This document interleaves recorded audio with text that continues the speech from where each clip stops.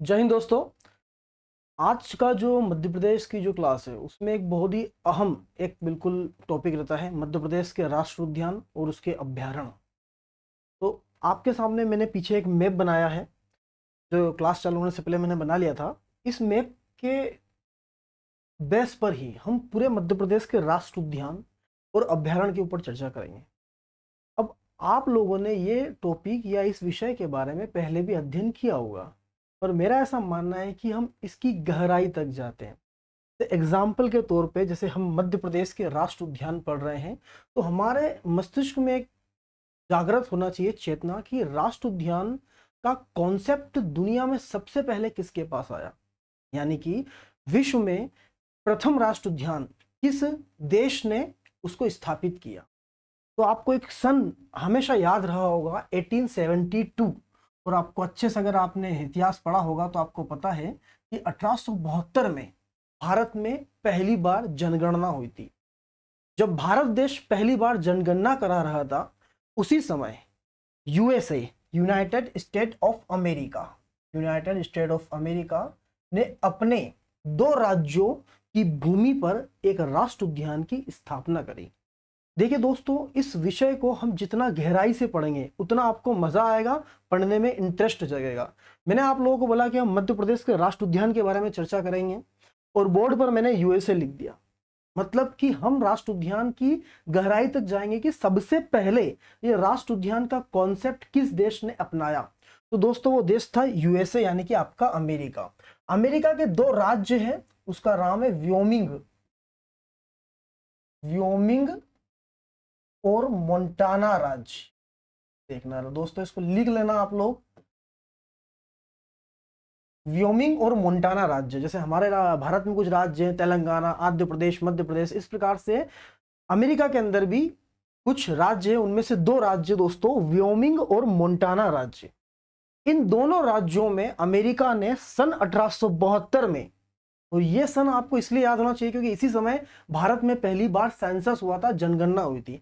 उस समय अमेरिका के व्योमिंग और मोंटाना राज्य में विश्व का पहला राष्ट्र उद्यान डेवलप हुआ था। उस राष्ट्र उद्यान का नाम क्या है? Yellowstone national park. क्या नाम है दोस्तों? Yellowstone national park. मैं इसको एनपी लिख देता हूं तो आप समझ जाना कि येलोस्टोन नेशनल पार्क के बारे में बात कर रहा हूं। अब बात आती है राष्ट्र उद्यान की परिभाषा के बारे में। हम मध्य प्रदेश के सभी राष्ट्र उद्यान का अध्ययन करने वाले हैं, पर उसके पहले हमको तह तक जाना जरूरी है। या राष्ट्र उद्यान का कॉन्सेप्ट सबसे पहले किसके पास आया था? तो राष्ट्र उद्यान का कॉन्सेप्ट सबसे पहले आया था अमेरिका के पास। कब आया था? 1872 में। कौन से 2 राज्य थे? व्योमिंग और मोंटाना राज्य। इन राज्यों में उसने किसकी स्थापना करी? येलोस्टोन नेशनल पार्क, यानी कि येलोस्टोन नेशनल पार्क विश्व का प्रथम राष्ट्र उद्यान है, यानी दुनिया में सबसे पहले राष्ट्र उद्यान स्थापित किया अमेरिका ने। नाम रखा उसका येलोस्टोन नेशनल पार्क। अब एसएससी सीपीओ की एग्जाम में एक प्रश्न पूछा गया था कि निम्नलिखित में से किस राष्ट्र उद्यान को गर्म जल की नहरों के लिए जाना जाता है, यानी कि वहां पर गर्म पानी की नहरें एक प्रकार से प्रवाहित होती है। तो वो राष्ट्र उद्यान कौन सा है आपका? गर्म जल की नहरों, जो कैनाल्स होती है वो बिल्कुल हॉट वाटर्स होती है। तो नहरों के लिए फेमस राष्ट्र उद्यान कौन सा है? तो वो आपका येलोस्टोन नेशनल पार्क। अब आप जान चुके हो कि यार हाँ, जो दुनिया में सबसे पहले राष्ट्र उद्यान का कॉन्सेप्ट आया था वो अमेरिका के पास था। अब अगर आप एमपीपीएससी में कोई भी राष्ट्र उद्यान आता है, पर उसकी डेफिनेशन आप कैसे लिखेंगे?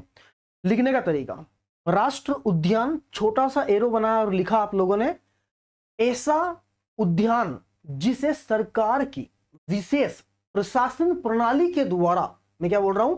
ऐसा उद्यान जिसे सरकार की विशेष प्रशासन प्रणाली के द्वारा संरक्षण दिया गया हो, वह उद्यान क्या कहलाता है? राष्ट्र उद्यान कहलाता।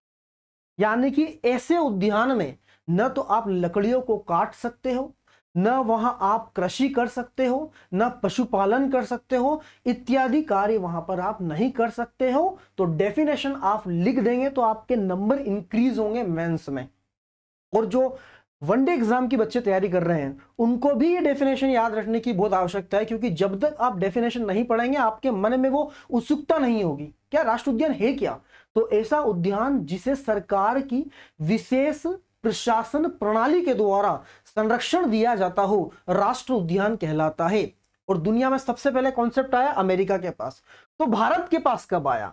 भारत के पास दुनिया मतलब भारत में सबसे पहले जो राष्ट्र उद्यान स्थापित किया वो 1936 में स्थापित हुआ। इधर लिया मैंने दुनिया में पहला राष्ट्र उद्यान अमेरिका के व्योमिंग और मोंटाना राज्य में, और भारत में 1936 में पहला राष्ट्र उद्यान स्थापित हुआ यूके, यूनाइटेड किंगडम नहीं है, यह उत्तराखंड। उत्तराखंड राज्य में पहला राष्ट्र उद्यान स्थापित किया भारत ने। उस समय आपको पता है कि भारत में किसका शासन था? तो आपको पता है कि भारत में अंग्रेजों का शासन था, और अंग्रेजों ने 1936 में उत्तराखंड में पहला राष्ट्र उद्यान स्थापित किया। उसका नाम रखा हेली राष्ट्र उद्यान। क्या नाम रखा उसका? Heli national park. दोस्तों आपको जान के अच्छा लगा कि हेली नेशनल पार्क ना ही पहला राष्ट्र उद्यान है, बल्कि यह सबसे बड़ा राष्ट्र उद्यान, सबसे बड़ा तो लद्दाख में है, तो एक प्रकार से क्या आपका पहला राष्ट्र उद्यान है हेली राष्ट्र उद्यान। इसका नाम बदलकर कर दिया गया बाद में जिम कॉर्बेट नेशनल पार्क, जो कि आपको एक प्रकार से अच्छे तरीके से पता है कि जिम कॉर्बेट नेशनल पार्क क्या है, और ये इसका वर्तमान नाम है जिम कॉर्बेट नेशनल पार्क। ये उत्तराखंड के किस जिले में स्थित है? तो ये उत्तराखंड के रामनगर एक जिला है, उसमें ये मतलब स्थित है। वहां पर अन्य जिले भी इसके अंदर आते ही हैं। तो हम लोगों ने क्या पढ़ा? हमने रूपरेखा बनाई। सबसे पहले जब आप किसी कॉपी में लिखेंगे नोट्स बना के, तो आप लिखेंगे मध्य प्रदेश के राष्ट्र उद्यान। आप इसमें भारत की भी ऐड करते जाएंगे, पर मध्य प्रदेश के दृष्टिकोण से आप पढ़ेंगे तो आपने पहला लिख दिया, विश्व में सर्वप्रथम राष्ट्र उद्यानों की स्थापना करने वाला देश अमेरिका हुआ, जिसने 1872 में अपने राज्य व्योमिंग और मोंटाना में येलोस्टोन नेशनल पार्क स्थापित किया। यह विश्व का पहला राष्ट्र उद्यान बना। पर क्या दोस्तों अमेरिका के व्योमिंग और मोंटाना में स्थित येलोस्टोन नेशनल पार्क विश्व का सबसे बड़ा राष्ट्र उद्यान है? तो इसका आंसर है नहीं। विश्व का सबसे बड़ा राष्ट्र उद्यान कौन सा है? तो दोस्तों विश्व का सबसे बड़ा राष्ट्र उद्यान की अगर अपन बात करें तो वो है आपका वुड बफेलो नेशनल पार्क। कौन सा है आपका? वुड बफेलो नेशनल पार्क, और ये आपके कनाडा के अंदर है। तो मैं इसको यहां पर लिख देता हूं, कनाडा में एक राष्ट्र उद्यान है, उसका नाम है वुड बफेलो नेशनल पार्क। अब ये आपके एग्जाम में आना चाहिए। यहां पर तीन चीज बता दी मैंने आपको, तीन राष्ट्र उद्यान के बारे में। सबसे पहले आपने कॉपी में लिखा मध्य प्रदेश के राष्ट्र उद्यान, और पहला लिखा विश्व में सर्वप्रथम 1872 के अमेरिका के व्योमिंग और मोंटाना राज्य में येलोस्टोन नेशनल पार्क की स्थापना की गई। यह राष्ट्र उद्यान विश्व का पहला राष्ट्र उद्यान है, परंतु विश्व का सबसे बड़ा राष्ट्र उद्यान कनाडा का वुड बफेलो राष्ट्र उद्यान है। अब इसको बफेलो से याद करना, बफेलो थोड़ी सी बड़ी होती है गाय से, तो इसको ऐसे समझना कि वुड बफेलो नेशनल पार्क विश्व का सबसे बड़ा राष्ट्र उद्यान है, जो कि कनाडा में है, और अमेरिका का तो आपको कॉन्सेप्ट पता ही है। तो ये दोस्तों ये चीजें हो गई है। भारत की अगर अपन बात करते हैं कि भारत का सबसे बड़ा राष्ट्र उद्यान कहां पर है, तो दोस्तों वो है आपके लद्दाख में, उसका नाम है हेमिस राष्ट्र उद्यान। तो मैंने यहाँ पर राष्ट्र उद्यान के बारे में चर्चा करी, एक बार फिर से दोहरा लेते हैं। अगर आपकी प्रश्न एग्जाम में आ जाए कि बताइए भारत का क्षेत्रफल के दृष्टिकोण से सबसे बड़ा राष्ट्र उद्यान कौन सा है, तो आप बोल दोगे कि क्षेत्रफल के दृष्टिकोण से सबसे बड़ा राष्ट्र उद्यान है हेमिस नेशनल पार्क, जो कि लद्दाख में है। आप इसमें कंफ्यूज मत होना, ये हेली राष्ट्र उद्यान है, जिसका नाम परिवर्तित करके जिम कॉर्बेट कर दिया गया है, पर यह सबसे पहला है। सबसे बड़ा कौन सा है? सबसे बड़ा है आपका हेमिस राष्ट्र उद्यान, हेमिस, जो कि लद्दाख में है। तो आपको आराम से इन राष्ट्र उद्यानों के बारे में चर्चा करनी स्टार्टिंग से बिल्कुल लगा के। अब बात होती है कि सर ये तो चलो राष्ट्र उद्यान सबसे बड़े हो गए, भारत का सबसे बड़ा हेमिस राष्ट्र उद्यान, विश्व का सबसे बड़ा वुड बफेलो नेशनल पार्क, विश्व का पहला येलोस्टोन, भारत का पहला आपका हेली राष्ट्र उद्यान जिसे आप जिम कॉर्बेट नाम जानते हो। सर ये बताइए कि दुनिया का सबसे छोटा राष्ट्र उद्यान कौन सा है? अब ये भी तो प्रश्न आ सकता है। तो दोस्तों वो है आपके अफ्रीका में मोइन राष्ट्र उद्यान। उसका नाम क्या है दोस्तों? मोइन राष्ट्र उद्यान। और ये मोइन राष्ट्र उद्यान अफ्रीका का एक द्वीपीय देश है। उस देश का नाम है सेशल्स। क्या नाम है उसका? सेशल्स। उसकी कैपिटल है विक्टोरिया। तो वहां पर एक प्रकार से देखा जाए तो वो आपका क्या है? सबसे छोटा एक प्रकार से राष्ट्र उद्यान है, विश्व का सबसे छोटा राष्ट्र उद्यान है। उसके बारे में जानकारी अब मैं आपको आराम से सब कुछ जो मैंने बढ़ाया है वो आपको एक बार धीरे से बोलूंगा। राष्ट्र उद्यान ऐसा उद्यान जिसे सरकार की विशेष प्रशासन प्रणाली के द्वारा संरक्षण दिया जाता हो, राष्ट्र उद्यान कहलाता है। फिर एक लाइन छोड़ी, फिर लिखा आपने कि विश्व में पहला राष्ट्र उद्यान 1872 में अमेरिका के व्योमिंग और मोंटाना राज्य में स्थापित किया गया। यह राष्ट्र उद्यान गर्म पानी की नहरों के लिए और यहां पर मौजूद पीले पत्थरों के लिए विख्यात है। फिर थोड़ी एक लाइन छोड़ी और लिखा आपने, विश्व का सबसे बड़ा राष्ट्रीय उद्यान कनाडा में स्थित है जिसका नाम है वुड बफेलो राष्ट्रीय उद्यान। तो दोस्तों ये मैं रूपरेखा बना रहा हूं राष्ट्रीय उद्यान की। फिर आऊंगा मैं एमपी के ऊपर, आपने ये देख लिया। फिर आता है सईद मोइन राष्ट्रीय उद्यान जो विश्व का सबसे छोटा राष्ट्रीय उद्यान है और वो अफ्रीका कॉन्टिनेंट के सेशल्स देश में आता है। अब दोस्तों ये चीजें तो हो गई है, हमने पढ़ लिया, भारत का पढ़ लिया, विश्व का पढ़ लिया। दोस्तों भारत का सबसे छोटा राष्ट्रीय उद्यान कौन सा है? विश्व का तो सईद मोइन अली राष्ट्रीय उद्यान है, भारत का कौन सा है? भारत का सबसे छोटा राष्ट्रीय उद्यान है साउथ बटन नेशनल पार्क। क्या नाम है उसका? साउथ बटन नेशनल पार्क, जो कि अंडमान निकोबार में है। जब मैं आपको भारत के राष्ट्रीय उद्यान पढ़ाऊंगा तो इसके बारे में आपको संक्षिप्त जानकारी मैं बिल्कुल दूंगा आपको। अब आते हैं दोस्तों मध्य प्रदेश के बारे में, और मध्य प्रदेश के बारे में चर्चा करते हैं। थोड़ा सा मैंने आपके लिए बैकअप बनाया था ताकि आप समझ जाओ कि राष्ट्रीय उद्यान क्या। मान लो किसी बच्चे ने पढ़ा ही नहीं है राष्ट्रीय उद्यान के बारे में, तो उसको समझ तो आ जाएगा राष्ट्रीय उद्यान क्या है, कि क्या होता है राष्ट्रीय उद्यान, बड़ा कहां पर है, कॉन्सेप्ट किसके पास आया, दुनिया में सबसे बड़ा कौन सा है, सबसे छोटा कौन सा है। अब बात आती है दोस्तों अपने मध्य प्रदेश की। मध्य प्रदेश की अगर अपन बात करें तो मध्य प्रदेश का दोस्तों आप इस एरिया में अगर देखोगे तो आपको एक जिला मिलेगा, उसका नाम है मंडला। कौन सा जिला है दोस्तों? मंडला जिला। और मंडला के पास में ही है आपका बालाघाट। बिल्कुल ध्यान से इस चीज को समझना, मैं आपको याद करवा के जाऊंगा एक एक पॉइंट, क्योंकि अगर आप सन को एक साथ पढ़ोगे, 1872 को याद करने की कोशिश करोगे तो आपको पता चल जाएगा भारत में पहली बार जनगणना हुई। पर जैसे आपको दिमाग में आया कि नहीं 1872 में विश्व में कुछ और भी हुआ था, राष्ट्रीय उद्यान की स्थापना हुई थी, तो आपके दिमाग में 2 पॉइंट एक साथ कार्य करेंगे। अब बात करते हैं अपन मध्य प्रदेश के राष्ट्रीय उद्यान के बारे में। ये मध्य प्रदेश का मैंने आपके सामने मैप बनाया है। अब अपन मध्य प्रदेश के राष्ट्रीय उद्यान के बारे में चर्चा करेंगे। यहां पर 2 जिले लिख दिए मैंने मध्य प्रदेश में, एक मंडला है और एक दूसरा है आपका बालाघाट। दोस्तों यहां पर स्थापना होती है एक अभ्यारण्य के रूप में 1936 में। उसका नाम होता है कान्हा किसली अभ्यारण्य। क्या नाम होता है? कान्हा किसली अभ्यारण्य।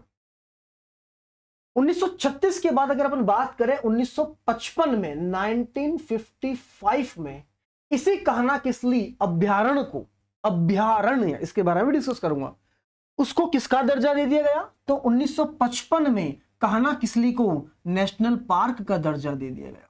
Very good. 1956 में तो हमारा मध्य प्रदेश स्थापित हुआ था। उसी से एक साल पहले 1955-56 के मध्य में कान्हा किसली अभ्यारण्य से क्या हो गया? तो वो अभ्यारण्य से बन चुका है आपका नेशनल पार्क।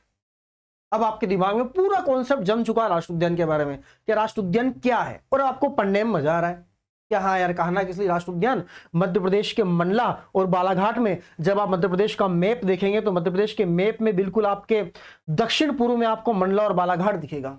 यहीं पर एक राष्ट्रीय उद्यान है, उसका नाम है कान्हा किसली राष्ट्रीय उद्यान। परंतु कान्हा किसली राष्ट्रीय उद्यान होने से पहले अभ्यारण्य था, जिसकी स्थापना 1936 में अभ्यारण्य के रूप में हुई थी। 1955-56 के मध्य इसे राष्ट्रीय उद्यान का दर्जा प्रदान किया गया। अब अगर मैं आपसे बात बोलूं कि दोस्तों इसका क्षेत्रफल कितना है, आप भूल जाओगे। मैं आपको पढ़ा के जाता हूं, अभी आप आराम से इसको भूल जाओगे, कोई दिक्कत नहीं है, क्योंकि ये आंकड़े हैं। तो याद कैसे करें, आंकड़ों को याद कैसे करें? जैसे मैंने आपको 1872 बताया, तो आपने वहां 2 चीज याद कर ली। अब मैं बोलता हूं कि पूरी क्लास 940 मुझे फोन पे करो, तो आप बोलोगे अरे सर, क्योंकि जब आपके जेब से पैसा जाता है, अगर 10 रुपए भी जा रहे हैं तो आपके दिमाग में वो याद रहेगा कि यार इस व्यक्ति को मैंने 10 रुपए दिए थे, इस व्यक्ति को मैंने 20 रुपए दिए थे। तो अगर मैं आपको बोलता हूं कि चलिए बताइए 940 रुपए दे दीजिए, बोले सर आप क्या करेंगे 940 का? मैं कहा पूरी क्लास से 940 लेते हैं। बोले ले लिए 940। फिर हम लोगों ने बिल्कुल एक ट्रेवल करी और हम घूमने चले गए मंडला और बालाघाट में। अब आप लोग गोसप्स कर रहे हो कि यार हम लोगों से तो 940 रुपए लिए सर ने, और यहाँ पे तो कुछ दिखाई नहीं रहे। तो जैसे ही आप नेशनल पार्क पहुंचे तो कुछ महिलाएं आती है आपके पास, और महिलाएं आके क्या बोलेगी आपको कि चलिए आपको राष्ट्रीय उद्यान घुमाते हैं। तो आप मेरे से प्रश्न पूछोगे कि सर ये महिलाएं कौन हैं, इनके हाथ पे इतने टैटूज क्यों बने हुए हैं?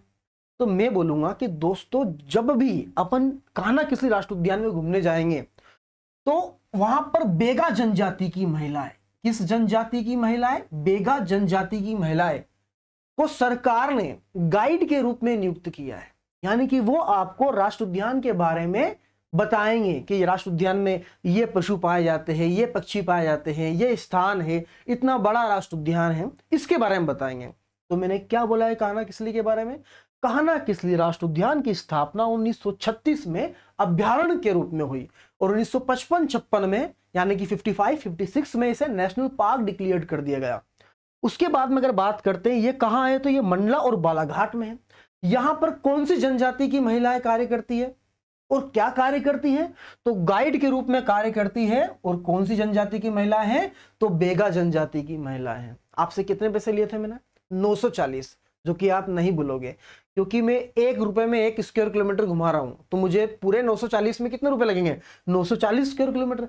इसे याद कर लो कि चलो सर याद हो गया। 3 सन याद करने हैं। पहला 1936 अभ्यारण्य, 1955-56 नेशनल पार्क, 940 एरिया। जनजाति किस महिला की और कौन सी महिला है? तो बेगा जनजाति की महिलाएं यहां पर गाइड का काम करती है। बिल्कुल सही। हमारे कुछ शरारती बच्चों ने वहां पर कुछ खा पी के कुरकुरे चिप्स वगैरह की जो पैकेट्स होते हैं वो उन्होंने वहां पर फेंक दिए। तो बिल्कुल कुछ लोग दौड़ते हुए आए उनकी तरफ और बोला कि ये आप क्या कर रहे हैं?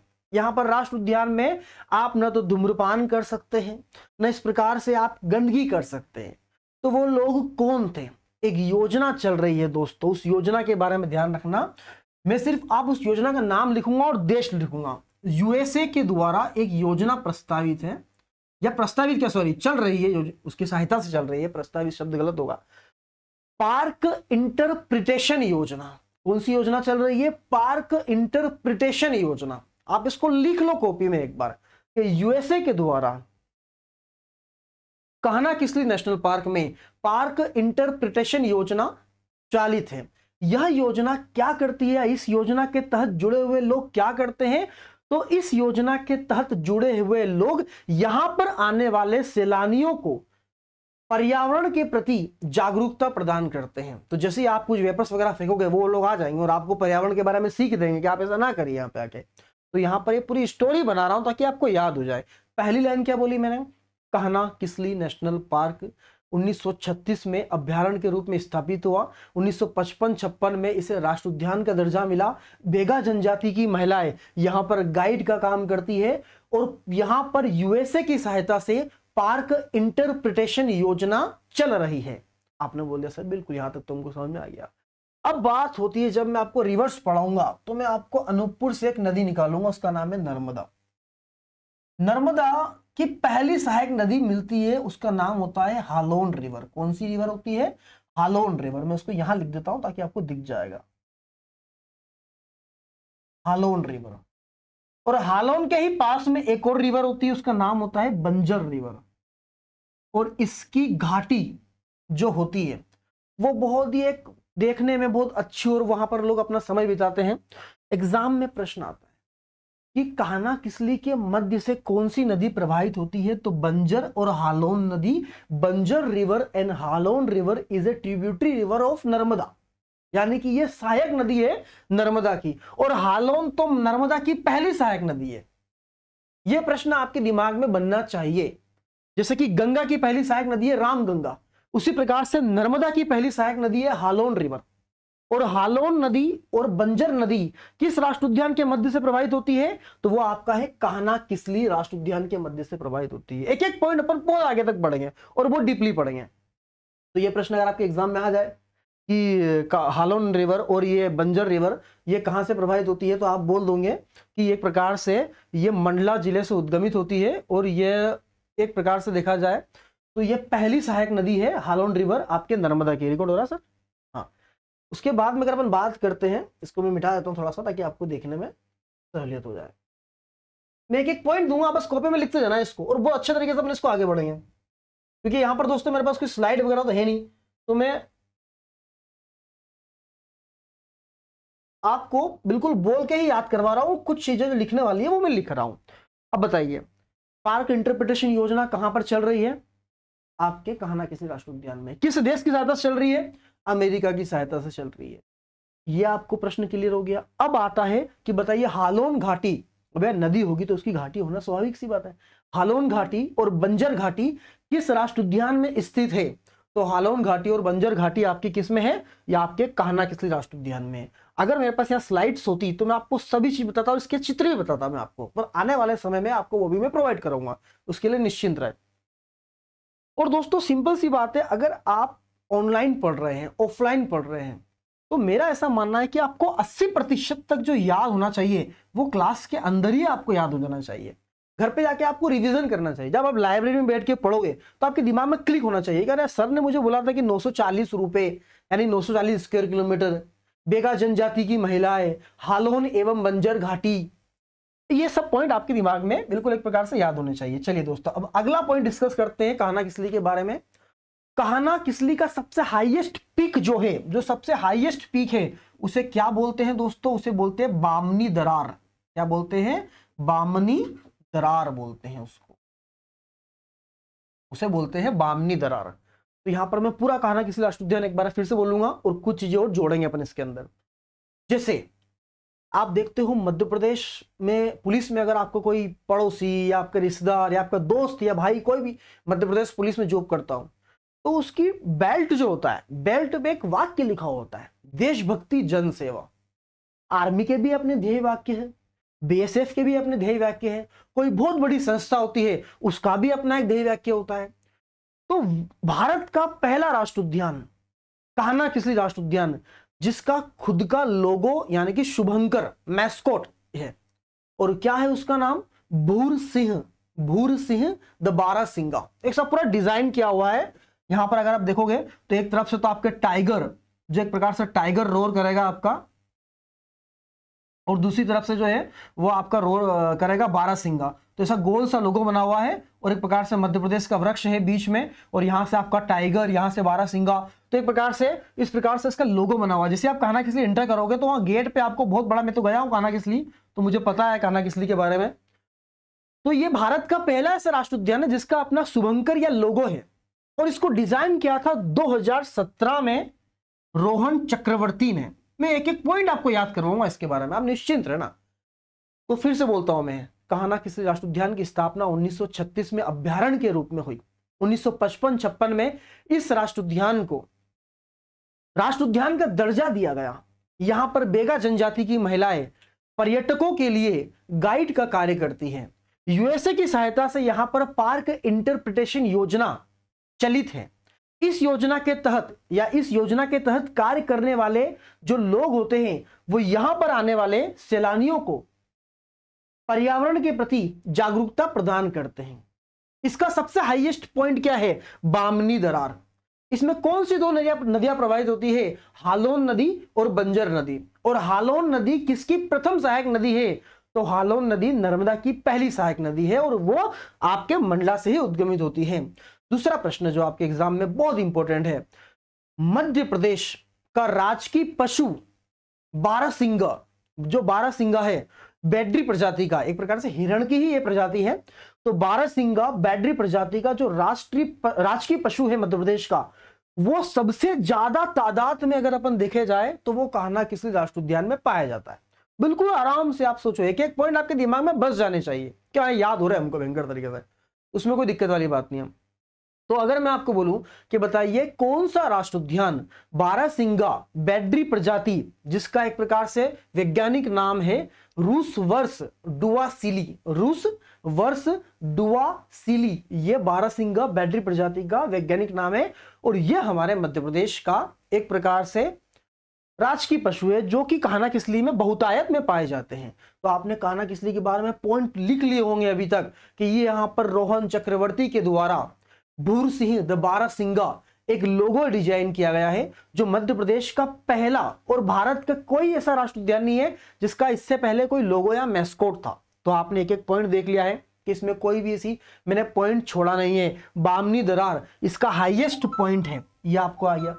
अच्छा बताइए, इस राष्ट्रीय उद्यान को प्रोजेक्ट टाइगर में शामिल किया गया, पीटी में शामिल किया गया। कब किया गया? तो 1973 और 1974 के मध्य प्रोजेक्ट टाइगर में शामिल किया गया आपके कान्हा किसली राष्ट्रीय उद्यान को, जो कि मध्य प्रदेश का पहला प्रोजेक्ट टाइगर में शामिल होने वाला राष्ट्रीय उद्यान बना। तो यहां पर मैंने कितने पॉइंट बोल दिए? अब पूरे सारे पॉइंट में लाइन से बोल देता हूं। 1936 में कान्हा किसली राष्ट्रीय उद्यान को अभ्यारण्य के रूप में स्थापित किया गया। 1955-56 में इसे राष्ट्रीय उद्यान का दर्जा दिया गया। इस राष्ट्रीय उद्यान में गाइड का काम बेगा जनजाति की महिलाओं के द्वारा किया जाता है।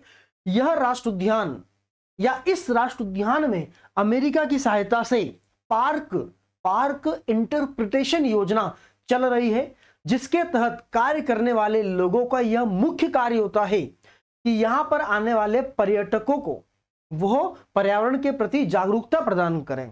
तो इस प्रकार से हमने इसके बारे में डिस्कस किया है। हालोन रिवर और बंजर रिवर इसके बीच में से फ्लो होती है। तो एग्जाम में प्रश्न आता है, where is Halon valley, where is Banjar valley, in which national park? तो आप बोल दोगे कान्हा किसली नेशनल पार्क। ठीक है, तो इतने प्रश्न मैंने आपको बोल दिए हैं।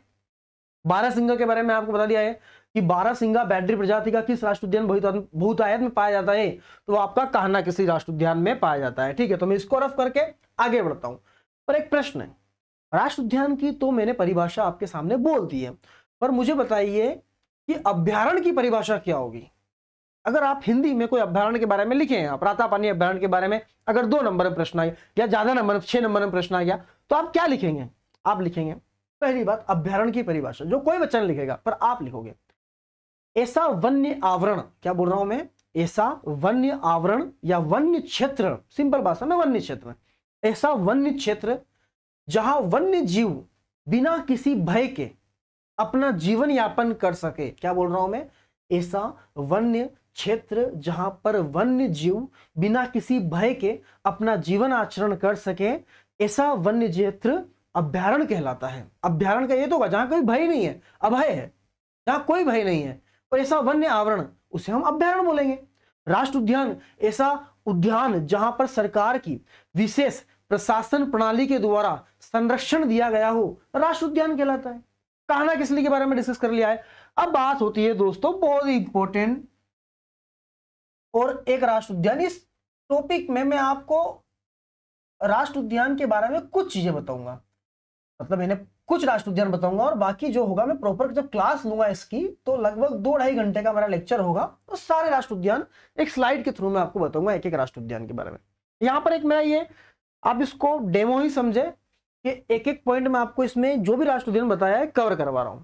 अब इंपॉर्टेंट आता है दोस्तों वन विहार राष्ट्रीय उद्यान। कौन सा आता है दोस्तों? वन विहार राष्ट्रीय उद्यान।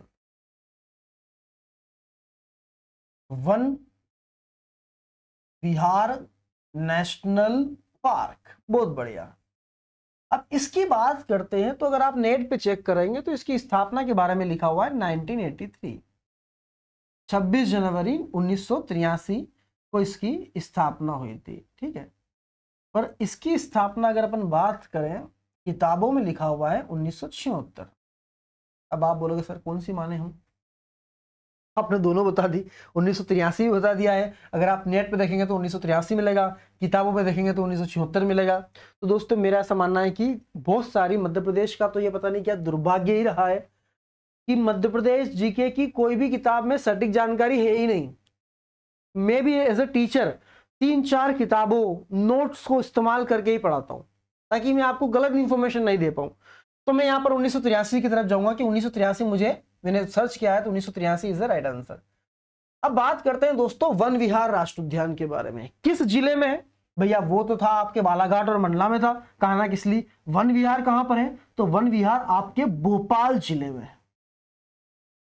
इसे 3 in 1 यानी कि ये 3 रूपों में फैला हुआ है। एक तो राष्ट्रीय उद्यान भी है भैया, और दूसरी बात करें तो ये रेस्क्यू सेंटर भी है, और तीसरा इसे आधुनिक चिड़ियाघर भी बोलते हैं। यानी अगर बोले आपको कि मध्य प्रदेश का बिग जू, ये प्रश्न आया हुआ है, मध्य प्रदेश का बिग जू कहां पर है, यानी बड़ा चिड़ियाघर कहां पर है? ग्वालियर में भी चिड़ियाघर है, मध्य प्रदेश के इंदौर में भी चिड़ियाघर है। तो अगर आपसे प्रश्न पूछ ले कि बड़ा चिड़ियाघर या बिग जू मध्य प्रदेश में कहां पर है, तो वन विहार राष्ट्रीय उद्यान को बड़ा चिड़ियाघर भी बोलते हैं।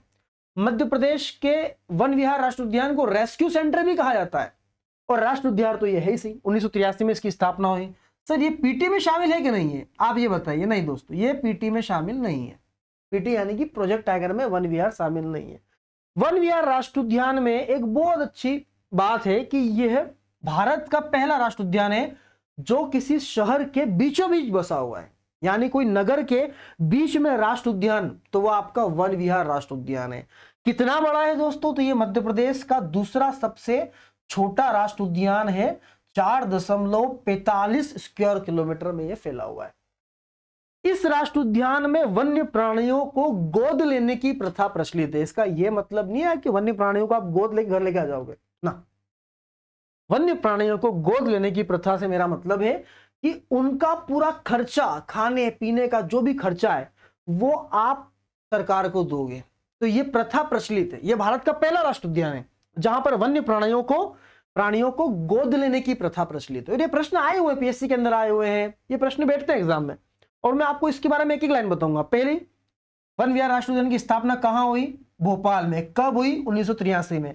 वन विहार राष्ट्र उद्यान में कौन सा उद्यान है? तो यहां पर सर्प उद्यान है। कौन सा उद्यान है दोस्तों? यहां पर सर्प उद्यान स्थित है। यहां पर कौन सी प्रथा प्रचलित है?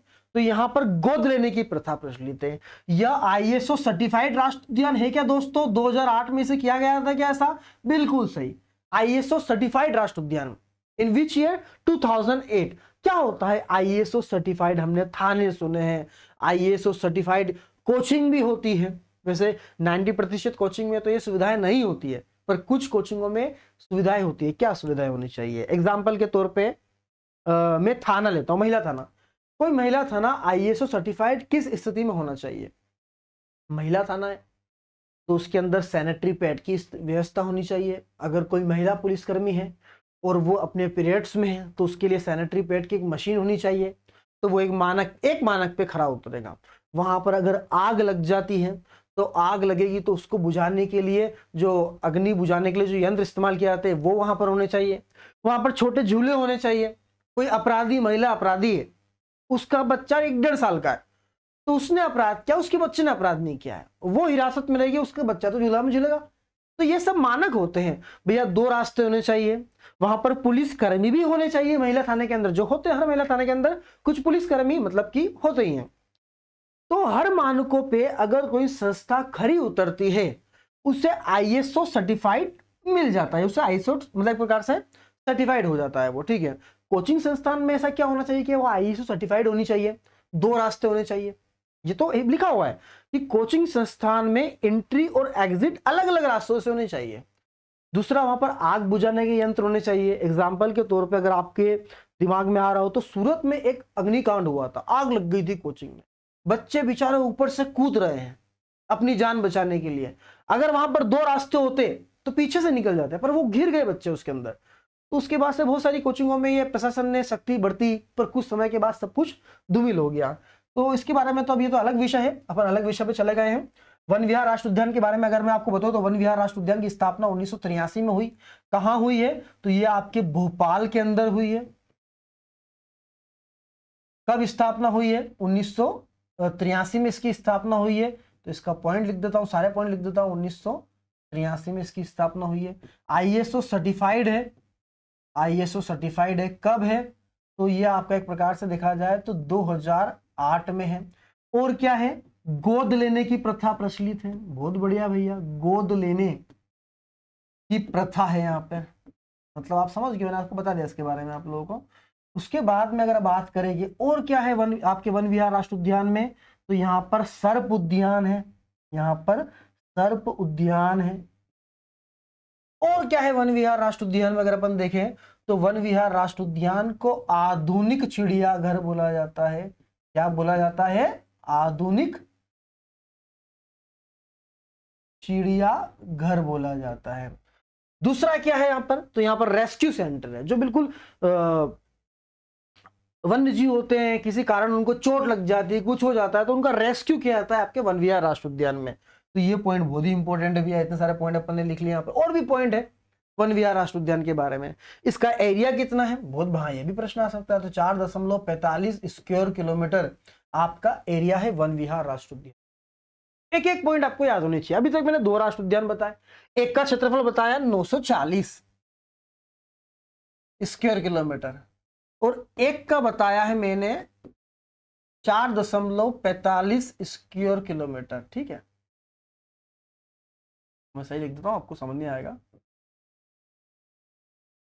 ठीक है, उसके बाद में अगर अपन बात करते हैं दोनों राष्ट्रीय उद्यान के बारे में, मैंने आपको जानकारी दे दी है, कान्हा किसली के बारे में दे दी है, वन विहार के बारे में दे दी है कि भैया वन विहार में क्या है क्या नहीं है, सब मैंने आप लोगों को प्रोवाइड करा दिया है। रेस्क्यू सेंटर है वो भी मैंने आपको बोल दिया है।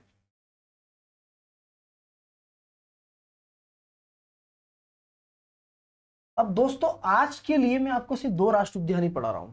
इन 2 राष्ट्रीय उद्यान में आपको समझ में आना चाहिए कि अगले जो राष्ट्रीय उद्यान अपन पढ़ेंगे तो मैं आपको गहराई से पढ़ाऊंगा, मतलब एक एक पॉइंट। जैसे आज मैंने आपको याद करवाने की कोशिश करी कि भैया इसमें बेगा जनजाति की महिलाएं कहां पर गाइड का काम करती है, तो आपको पता है कि ये एक प्रकार से कहां करती है, कान्हा किसली में। तो मैं आपको सभी पॉइंट पढ़ाऊंगा, कुछ पॉइंट इसके अंदर कम है मैं जानता हूं। जब स्लाइड्स हो जाएगी तो बिल्कुल माध्यम से एक पॉइंट के ऊपर अपन डिस्कस करेंगे और साथ में उस पॉइंट से और पॉइंट्स बनाने की बात करेंगे। दोस्तों जय हिंद। आपको अच्छा लगा हो तो इस चैनल के ऊपर कमेंट करें, सब्सक्राइब करें। Thank you.